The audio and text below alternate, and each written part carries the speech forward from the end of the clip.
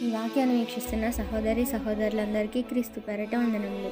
ఈరోజు మన దేవుడు మనతో మాట్లాడుచున్న వాగ్దానము, అనేక పర్యాయములు ఆయన వారిని విడిపించెను, అయినను వారు తమ ఆలోచనను అనుసరించి తిరుగుబాటు చేయుచు వచ్చిరి, తమ దోషము చేత హీనదశనుందరి. కీర్తనల గ్రంథము 106వ అధ్యాయము 43వ వచనం. దీనదశలో ఉన్నప్పుడు, దిక్కుతోచని పరిస్థితులలో దేవునిపై ఆనుకొనినప్పుడు మన దేవుడు మనపై జాలిపడి ఆ స్థితి నుండి వేరుపరిచి మునుపటి స్థితి కంటే మంచి స్థితిని మనకు అనుగ్రహించారు.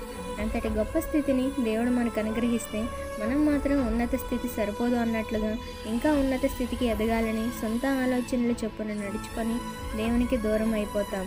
శుక్రవారం ఆదివారం సన్నిధికి వెళ్ళము, ఉదయకాలం సాయంకాలం కనీసం 10 నిమిషాలు కూడా దేవునికి ప్రార్థించాం. అంతటి గొప్ప స్థితి దయచేసిన దేవునికి మన జీవితకాలం ఆయనను స్తుతించిన ఆయన రుణం తీర్చలేము. దేవుడు మన దగ్గర నుండి ఏమీ ఆశించడం లేదు. ఆదివారం ఆయన సన్నిధిలో ఉండాలి, ప్రతిరోజు కొంత సమయం దేవునితో గడపాలని ఆశపడుతున్నాడు. కాబట్టి మన సొంత ఆలోచనల చొప్పున నడుచుకొని దేవునికి విరోధులుగా ఉండకుండా ఆయన చేసిన మేలులను బట్టి కృతజ్ఞతాస్తుతులు చెల్లించేవారిగా ఉంటూ ఇంకా గొప్ప ఆశీర్వాదాలు పొందుకునే వారిగా మనమంతా ఉండాలని మనసారా కోరుకుంటూ ఈ చిన్న స్వార్థ పరిచర్యలో మీ సహోదరి. God bless you. ఆమెన్.